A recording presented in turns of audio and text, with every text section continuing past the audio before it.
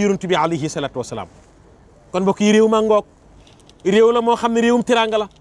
réew la moo xam ne réewum mbégte la réew la moo xam ne ñi ko dëkkee woon mooy ay góor yu bëgg yàlla liggéeyal yonent bi alayhi salaatu wasalaam ba yàlla defal leen teraanga gii mu leen defal. loolu waral mi ngi noonu màggal gaa ngoog bis baa ngoog bis bu tedd baa ngoog bis baa ngoog bisu jaamu yàlla la bisu alquranul karim la. xam nga Serigne Touba ni mu meloon ci alquranul karim soo ko indilee lal bu rafet mu jël kaamil lal ko ba mu rafet jël kaamil ya alquranul karim teg ko ca kaw lal ba toog ca suuf ngir màggal alquranul karim. kon bisu alquran la bés la boo xam ni bisu istighfar la bisu jéggulu borom bi subhanahu wa taala ngir réew mi am jàmm bisu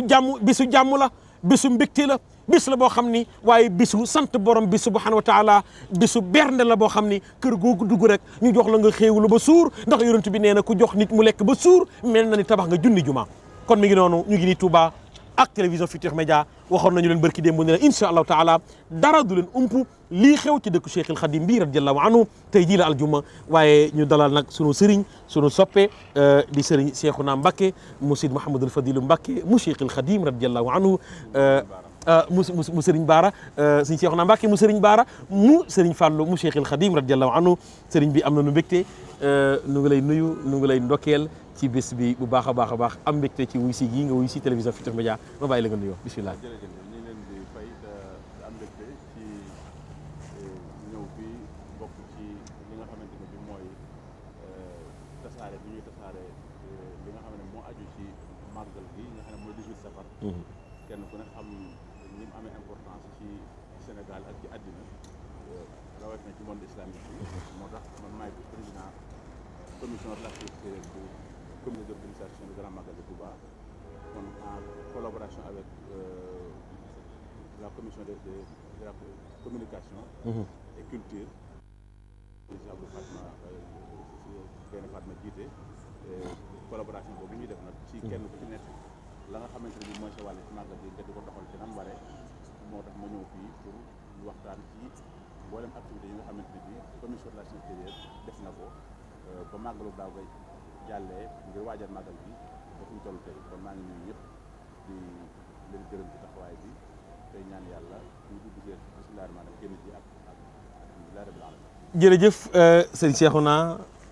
mu sëriñ Baara yal na yàlla yokk leeram mu sëriñ Fallou mu Cheikhul Khadim radiyallahu anhu kenn ku ci nekk xam na yittim ju kawe ci bisu bu fan yi màggal gi waaye itam kenn ku nekk xam na moom sëriñ Cheikhouna tabarakallahu diggante dëkk bii di Touba ak ñi nga xam ne ñoo nekk bitim réew moo xam waa biladu arab la dëkku arab yi moo xam dëkku anglophone yi bu ñu ñëwee tabarakallahu kaddu yi nga xam ne moom sëriñ Cheikhouna mi ngi koy jottali ñee langue bu ñu mën a làkk rek jottali gi ngi koy jottali rafet ga ak xam-xam bu sell bi mais sëriñ bi daaw defoon ngeen bilan waaye itam diggante bitim réew ñi nga xam ne duñu ay sénégalais nekk bitim réew ak dëkku Cheikhul Khadim ak communication bi nga xam ne daaw am na ko ak préparation bi ngeen xam ne def ngeen ko ren naka ngeen ko waajalee bu baax a baax. waaw jërëjëf comme ni ma la ko waxee rek. toujours gannaaw bi nga xamante ne la Cheikh Sidi Mokhtar. jël liggéeyu màggal bu teg ko ci Cheikh Amadou Bachir Moussa Khadim. muy président comité d'organisation du Grand Magal de Touba. dafa jëlaat ay pàcc yu bari lu mat juróom-ñaari commission yoo xam ne ya ca gën a siiw mooy commission relations extérieures et religieuses. nga xam ne moom moo yor lépp loo xamante ne bi mooy gan ñi nga xamante ne ñooy ñëw moo tax moo xam ñu jóge bitim réew ak ñi nga xamante ne bi dañoo jóge fii ci réew mi ak famille religieuse yi ak le corps diplomatique bi nga xamante bi moo nekk fii ci Sénégal. ci kaw loolu mu amaat beneen commission boo xam ne mooy commission communication am na ay commission santé commission sociale lépp am na léegi nag moo tax toujours kenn ku ci nekk da ngay liggéey ca wàll ga nga fare waaye nag nga ànd ko ak yeneen commission yi loolu moo waral lépp luy communication donc commission communication moom moo koy saytu waaye kenn ko xam ne duggante bi liggéey duggante moo tax na ku ne màggal kenn ku ne xam na ne la ca ëpp importance bokk na ca ña nga xamante bi ñoom la ñu woo ñu ñëw ñooñu bokk na ca taalibe yi ci boppam gannaaw bi mooy mbokk yi maanaam mooy mbokk jullit yi ci yeneen famille religieuse yi ak itam yeneen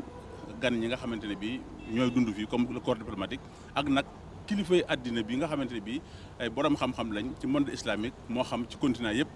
ñoom itam jokkoo gi ñu jokkoo ak ñoom ngir di leen jot li ñu xam lan mooy màggal gi xam kan mooy Sëñ Tuubaa xam lan lañ fi def nag ba tax ñuy nag tëral di organiser nag ay ndaje xam-xam yu bari yoo xamante ne bii kenn ku ne xam na ne sëñ Saliou Mbacké na mu ko waxe woon nit ñi boo leen berndeelee ci maanaam li nga xam ne mooy wàllu ñam biir yi kese doyut dañoo war a fexe ba berndeel ruux yi bii ñëw léegi yaa ngi wax ci affaire ruux kon nag loolu moo tax mu mujj nekk te màggal gi nekk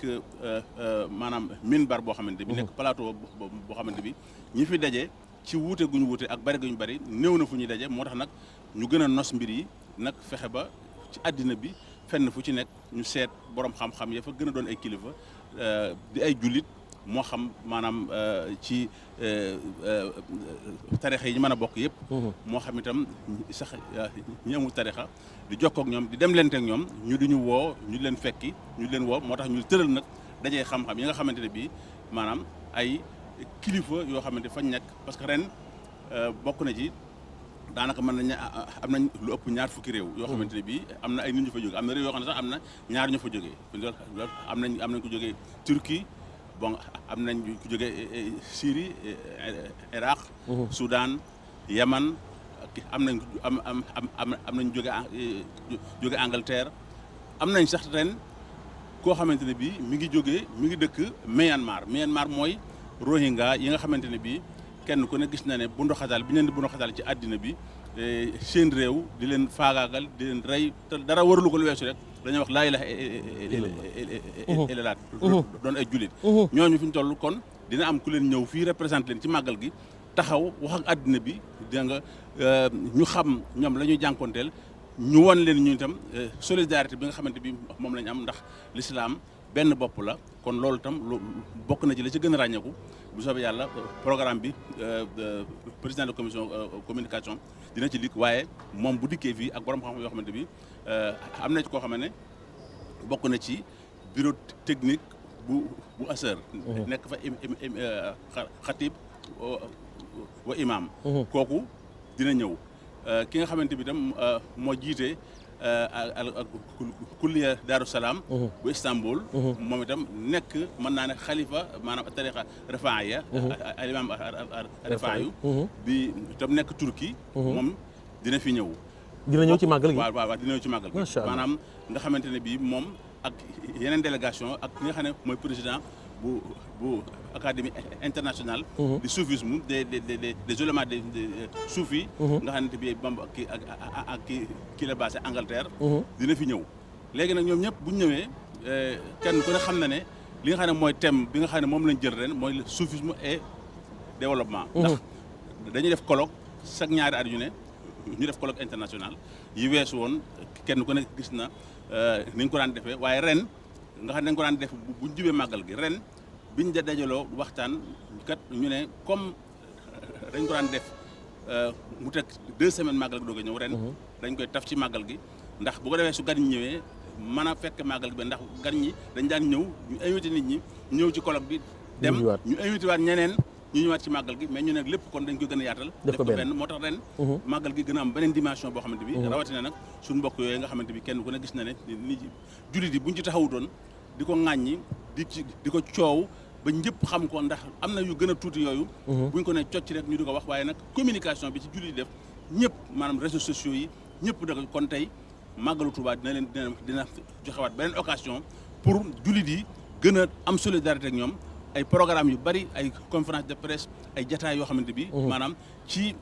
marsu colloque bi lañ koy def dinañ leen ci itam teral sargal leen ci maanaam peuple Rohingya ak mboolem borom xam-xam ñoo yëpp nga xamante bi ren beneen format bu bees la boo xamante ne bii kenn ku ne xam na ne le corps diplomatique bi nga xam ne moo nekk Sénégal itam gis nañ jéego yuñ ci def ba buñ ñëwee ni ñuy bare léegi sax yëggatut ci yematul ci rek ñu ñëw cérémonie officielle bi rek daal di ñibbiwaat déedéet ambassadeurs yu bari dañuy ñëw ne ñoom dañoo bëgg a ñëw fanaan si am Touba ñaari fan loolu mel ne ki nga xam ne moo fi toogal Xaadimu Xaramayni Sharifayni ambassade bu Arabie Saoudite maa ngi koy nuyu de passage Cheikh Abdoulaye Al Abdan ambassadeur u Kuwait ren encore moom itam nee na kenn dem mu des day ñëw jiitu si màggal gi moom itam ak yeneen ambassadeur même pays islamique yi comme Indonésie comme Malaisie jëlee naa nag yi nga xamante bi mooy pays africains yi Mauritanie nga xamante ne bi président mauritanien day naka jekk daan yable koo xamante ne bi kilifa la bu mag boo xamante bi ca réew ma la waaye ren yéene ji mu am mooy sax am délégation ministérielle boo xamante ne bi kenn ku ne gis na mooy président Abdoul Aziz. waaw Abdoul Aziz kenn ku ne xam ne diggante ak Touba daaw defe naa ne lim sëf ay oto yu bari yoo xamante ne bi ay giléem yoo xamante ne bi kenn mënu ko wàññi mu yeble ko yónni délégation maanaam boo xamante bi ci conseil yi gën a sës ci moom kilifa yi gën a sës kii ba ren mu ne dina ko yokk bëgg na délégation ministérielle mu andi ko ak yeneen réew am na ay Guinée Bissau ay Gambie réew yi ñu amal yëpp jàmm taalibe yi nekk fa ñu am ak Sénégal relation yu solide rawatina ak yoonu murit ndax comme ni ñuy defee fi ñu toll amul fenn fooy dem te doo fekk kër Sëñ Tuubaa doo fekk communauté boo xamante bi mooy tasaare l'islam di ko jaarale ci jàngale Sëñ Tuubaa kon ñun loolu la ñuy def su màggal gi jàllee ñu commencé waat di xalaat déwén nu ñu mën a def ba mbir mi gën a tas nu ñu mën a def ba mbir mi gën a yaatu ndax kenn ku ne xam na ne li am ci àddina bi ci ay jafeñ-jafeñ bari na ñun yàlla dogal na ñu am mag ñu baax ñu fi nekkoon ñu liggéey maam Alaaji Malick Cheikh Ahmadou Bamba maam Abdoulaye Niass kenn ku ne gis na ay référence lañ yoo xamante ne bii kenn warantewu ko waaye ñàkk maanaam dellu gu ñuy ñàkk a dellu ci suñu référence yu wér yi ñu am ba tax na am nañ jafe-jafe yoo xamante bi buñ ci dellu woon tey ci àddina bi lu bari ci jafe-jafe yi dina dañ dina wàññiku mën naa ne sax du am wala bu jaaree waaye nag ñun comme lu ci bari day mel ne xamuñ ko moo tax ñu war a taxaw seetlu di gën a firndeel seen i jàngat gën a firndeel seen i méthode li ñu liggéey ci jàmm ndax kenn ku ne xam ne Sëñ Tuubaa li mu liggéey ci jàmm ku yegg ba ne wala tu'aadu man ra'aytum faahu yuxriju laa ilaaha illallaah loolu ñu bari dañ koy woyantoo fi xam ko am na ñoo xamante ne bii xamuñ ne sax yoonu murid am na xamuñ Sénégal bañ njëkkee dégg bayit woowu def na leen aal joo xamante ne bii loolu nu ko nit mën a waxe nu mu simple nu mu yombe ak lim ëmb lépp ci ay maanaa kon bu ñuy wax naan la non violence nga xamante bi Sëñ Tuubaa kon tey bu ñuy wax Gandhi wax Martin Luther King di wax maanaam ay Nelson Mandela di wax ñooñu bëgguma leen tudd sax di tudd Sëñ Tuubaa mais comme ci àddina bi ñooñu lañ jël defe ne ñooy champion de la donation mais nag donc Sëñ Tuubaa liggéey na ci jàmm loo xamante ne bii def ko ci ba dëgg ci ba tasaar l'islam ba ne bul noonoo benn koo xamante bi rek gimiñam di wax laa ilaaha illallaah dolli ca bi nga xamante ne bii foofu la jaar ak noonu yi ko doon dimbale ci pour mu def mission ñoom ñu defee ne ñoom dañ koy sànq nga xam ne moo waral bis bi mu taxaw ba mën luñ ko dara mu jekku leen waaye lu mu wax baal naa leen ñëpp ci xol bu sedd dégg nga ne sax moom défendre sax du ko def ndax yàlla moo koy aar kon loolu dañ cee war di taxaw ndax tey buñ dee wax la crise de valeur buñ dee wax problème bi nga xam ne moom ci àddina ndax defe naa ne crise économique lu jàll la ay cycle la yoo xamante bi ay prévision la ñuy def mais crise de valeur bi am fii ci àddina rawatina fii ci Sénégal ci dëkk boo xamante ne bi mag ñi liggéey nañ fi liggéey bu mucc ayib kon war nañ di ci delluwaat màggal gi nag occasion boobu la ñuy jël nag pour ne duñ ko yamale ci ñun dañ koy partager ak ñëpp ak àddina bi ak gan ñi ne ci suñu biir ak yeneen famille religieuse yi ba tax na defe naa ne am na ay famille yoo xamante ne bi sax léeg-léeg ñu am jafe-jafe ba duñ gisante loolu lu wér la ci lu dul kenn xalaat ko kenn planifié ko ci at yi ci gannaaw ñëw nañ fii ci Touba daje fi def réconciliation boo xamante ne bii maanaam donc c'est automatique c'est instantané kon loolu wane na ne bis biñ jagleel kilifa diine yi nga xam ne bokkut ak sax colloque bi kenn ku ne am sa kàddu ñëpp am fi ay représentants ñu ñëw kon defe naa ne loolu minbar la boo xamante ne bii amul minbar bu ko gën a mag amul minbar bu ko gën a maanaam yaatu kon nag war nañ koy fexe di ko exploiter ndax defaru mbokk ngi ci xamante ngi ci jàppalante ngi ci dimbale ngi ci waaye nag nafar li nga xamante bi moom lañ am kenn ku ne gis na li xew ci àddina bi kenn ku ne gis na maanaam ay xalaat yu bari yu juddu kenn ku ne gis na ñu bari tiit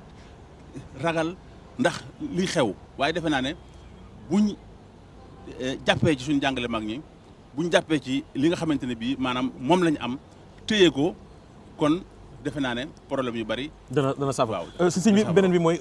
defoon ngeen ay colloque bi rawatina defe naa daaw jéeg amoon na bis bu mag bu ngeen defoon ca Méridien président mais ba ngeen ko defee dañu jëloon thème boo xam ne mooy ci wàllu soufisme pour nit ñi gën a comprendre liggéeyu mag ñi biladu arab am na ci ñoo xam ne ay arab la ñu ngi ñëw waaye bari woon na ci ay dëkk yoo xam ne dañu contre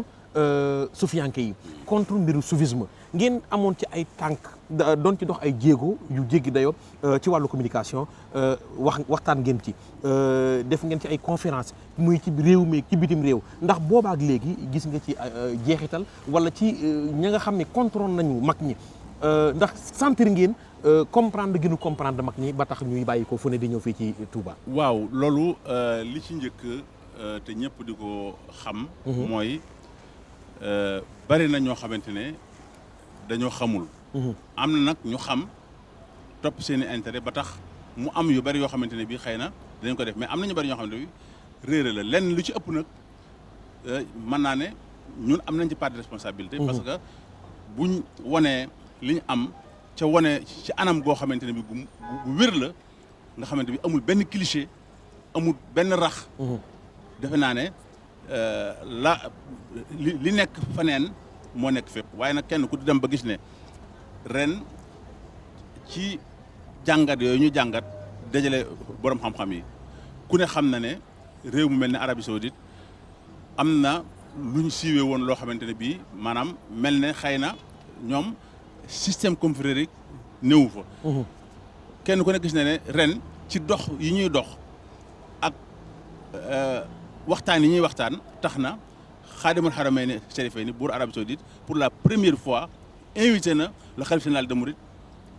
ñu dem fa ak délégation une forte délégation man bokk naa ca ak sëñ Cheikh Bassirou Mbacké mi nga xamante bi mooy le porte-parole du khalife général des mourides moo jiite délégation ba ak sëñ Cheikh Bara Mati Lay doomi Cheikh Sidi Moukhtar yàlla na fi yàgg te wér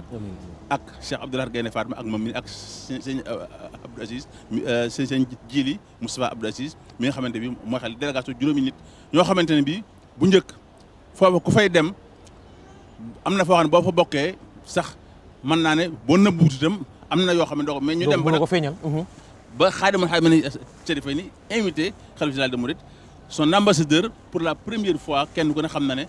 en 2009 la njëkk a ñëw participer ci xewu maanaam sufiyanke yi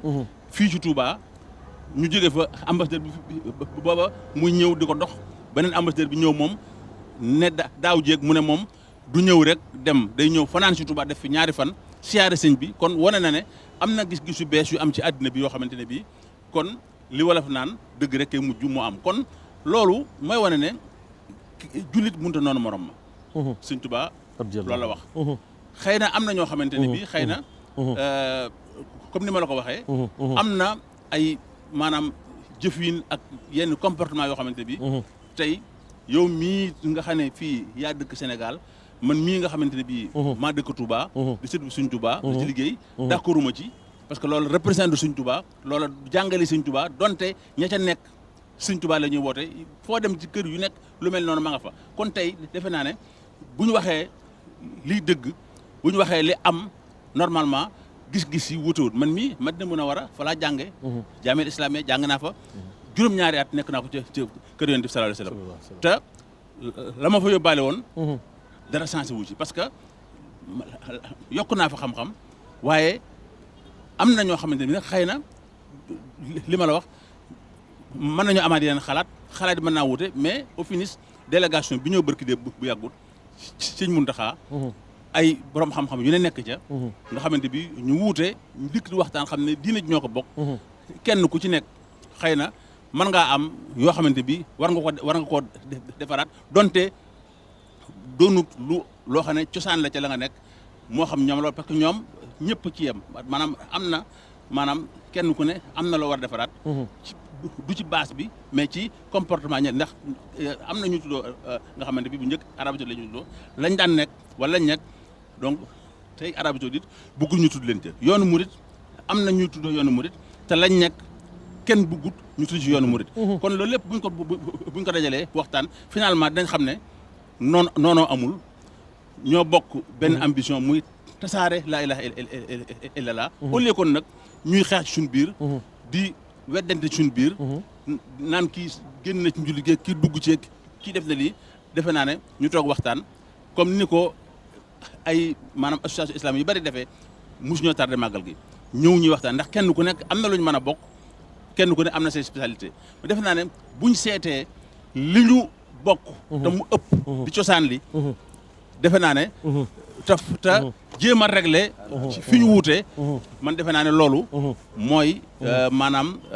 mooy donc lu am solo. loolu ci la jàmm di juddoo. ñuy nafaraat kenn ku ci nekk ña ëppal ci sa côté ña taral dégg nga ñu naturaliser leen génne liy dëgg man defe naa ne loolu bu ñu ko defee jàmm daan béy ndax noonoo warut am ci diggante jullit noonoo amu fi Sëñ Tuubaa wax na ko parce que ñëpp ay mbokk lañ ñëpp lu baax lañ bëgg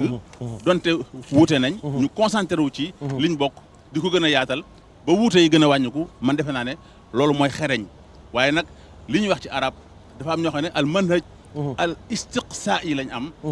badalan min al manhaj al istiaabi loolu mooy lan mooy nit ki boo ñëwee rek ne ko yow doo jullit weddi nga wala génn nga nangam kooku wut nga frontière boo xamante ne bii nga fexoon di diisoog moom ndaxtaan ko di jëflanteeg moom ca la ngeen ànd muy gën a yaatu mu gën a yaatu ba seeni wuute wàññiku man defe naa ne loolu moo gën te ñun loolu lañ def moo tax dañu tàllal loxol ñëpp même colloque bi ñi nga xamante bi ay mutasawwifoon lañ dinañ ci ñëw ñu dul ay mutasawwifoon dinañ fi ñëw maanaam ñi nga xamante bi xëy na yaatu nañ dënn am nañ tolérance bu ñëwee ñu toog waxtaan ci lañ bokk di ko waxtaan bu yàggee maanaam dinañ mën a comprendre te dinañ xam ne mag ñi kat tey te bari na ñoo xamante bi tey ñooy critiquer liggéeyu mag ñi te su mag ñi taxawutoon taxawaay bañ taxaw mag ñi am nañu ko kenn di wax ñoo gor dëkk yi ñoo gas teen yi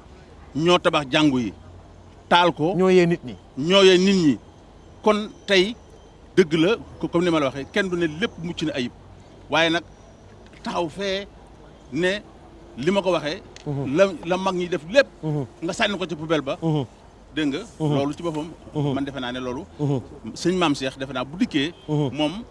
ak jiite kuréel boo xamante bi gu am solo dina ci gën a dugg dina ci gën a xóot ndaxte lépp ñoom leen tax a jóg rek mooy luy defar luy bennale xuloo taxu leen a jóg xeex taxu leen a jóg mag ñi loolu taxu leen a jóg kon loolu mu am solo ba ndaje yu mel nii ñu di ci war a profité parce que ñun fi Sénégal kenn wérandu fi màggal Touba gàmmu Tiwaawan kenn wérandu ko fi gàmmu mboolem këri mag ñi gàmmu ñëpp biir Sénégal xam nañ ko mais nag suñu devoir suñu warugar mooy fexe ba exporter li ñu yor ci anam yam gën a rafete importer itam lañ gis mu baax te am njëriñ kenn ku ne ñu indi ko fii ndax kenn ku ne gis na ne loolu rek moo am solo ndax Sëñ Tuubaa dafa waxoon ne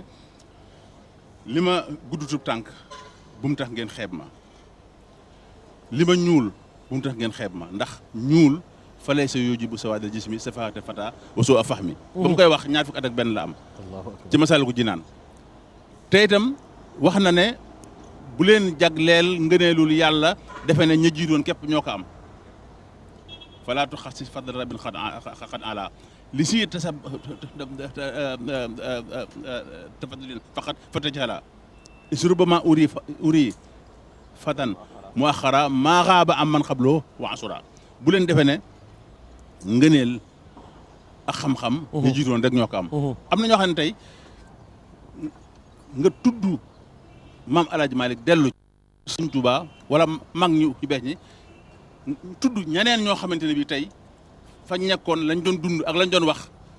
nekkul suñ contexte nekkul suñ milieu donte l'islam benn la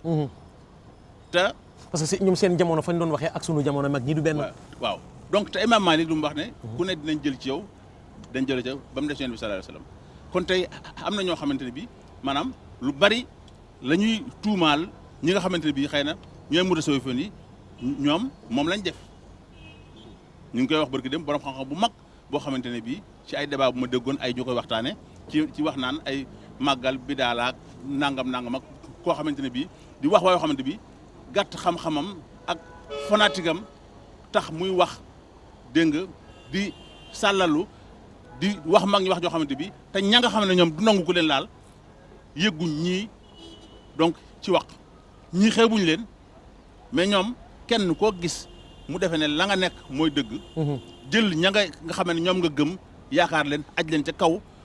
dégg nga ñeneen ñi nga loolu mooy indi problème nit dafa war a yaatu dënn tolérance l'islam loolu la wone l'islam loolu la woote l'islam dëgg la kenn warta ànd ak kenn ci ay neen mais koo xam ne da ngeen a wuute gis-gis da ngeen di seet la ngeen mën a ànd ngeen ànd ca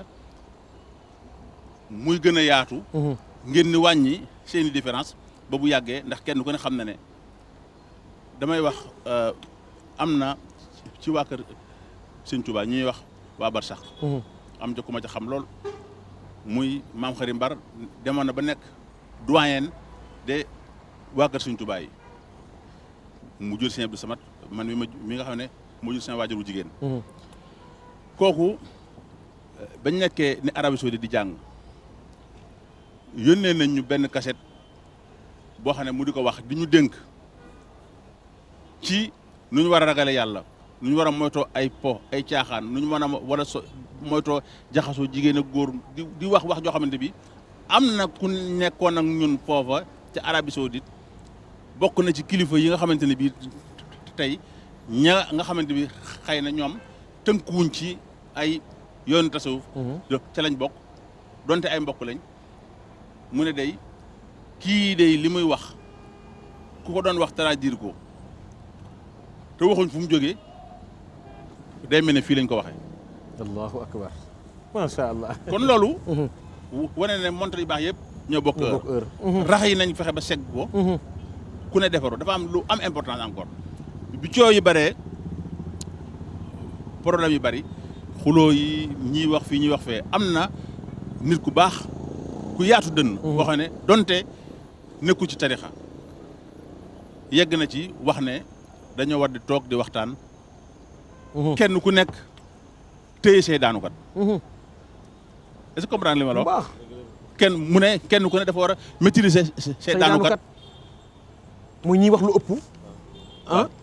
côté yëpp la amee nag. ci côté yëpp dëgg la. mën naa ne sax buñ ci ëppale wuñ ñu itam sax kenn ëppale wuñ ci ñëpp la mais nag ñi sellal ñi yaatu dënn buñ dee wax ndax dëgg ak lu dëgg mënuñoo ànd. bu dëgg gi feeñee rek dañ xàmmee lay dëgg ak lu dëgg. xam nga li ma la wax. bu baax bu dëgg feeñee kon nañ xër ci jàngal gone yi. barakallah. nañ xër ci jàngal gone yi. nañ xër ci wane liggéeyu mag ñi ca anam gëm gën a rafet sans rax. sans maanaam yokk sans maanaam jëfandikoo bànneex ak coobare buñ ko defee yeneen côté itam seet la nga xam ne mooy sellal ak lay yaatu. dënn ñu bokk ci bu yàggee jàmm dina ne béy. jàmm dina ñëw. jërëjëf sëñ Seexuna Mbàkke mu Sëriñ Baara mu Sëriñ Fallu mu Cheikhul Khadim dégg nga mbokk yi ni mu waxee ci wàllu communication bi nga xam ni màggal gi am na ko rawatina commission yi nga xam ne ñu ngi koy doxee buy biir réew mi bitim réew ak relation yi nga xam ne am nañ ko ëttu kër yi diina ji ak tabarakallahu borom yi xam-xam yi nga xam ne ñu ngi leen di woo di def ay thèmes yoo xam ne nu ngi koy waxtaane pour jàmm mën a am ci réew mi mais jàmm mën a am ci àddina bi dégg nga la Cheikhul Khadim wax sëriñ bi wax ko léegi mu ni bul noonu mukk koo xam ne gémmiñam mi ngi saxoo kalimatu laa ilaha illallah waaye gis nga fi mu daanelee ci ndaw ñi ñu gën leen a yee mais jàngal leen alquranul karim ndax alquran ku mu njëkk ci sa dënn munoo nekk ci lu bon munoo wax lu bon ñi nga xam ne contrôle nañu liggéeyu mag ñi am na ci ñoo xam ne yàlla baaxee na leen ba ñëw nañu ndax comprendre liggéeyu mag ñi xam ni ñoom seen yitte dëgg mooy defar doomu aadama yóbbu nit ca borom bi subhanahu wa taala ba mu bëgg Seydina Muhammad am aljana goo xam ne du aljanay gàcce loolu nag moo koy kenn amul fayu mag ñi sëriñ bi yàlla na yàlla fay la ñu dalal nag maam sëriñ maam Cheikh Mbacke Khadim Awa Ba nga xam ne mooy président AS nga xam ne ñoom itam liggéey bu jéggi dayoo ñu ngi koy def ci biir réew meeg ci bitim réew tabarakallaahu ci wàllu soufisme ci wàllu mutasawwifuna yi nga xam ne liggéey nañu démb ba nit ñi am ñu leen comprendre am ñu leen ñàkk comprendre sëriñ maam Cheikh Mbacke nga xam ne bis mu ne yenn saa yi nga gis ko bu coow amee ci l'islam bi la maam Cheikh Omar Fouti Tall waxoon radiyallahu anhu ne li kulli qatilin naihatun yannahu wa laysa ala dinil muhayminu naihu mu ni lépp lu ñu rey rek am na dijjitu ba mu des diine yàlla yàlla ji ñu ngi koy laal te kenn waxul ñoom nag boo gisee sorties yi nga xam ne ñu ngi koy def mooy képp ku laal diine borom bi subhanahu wa taala rek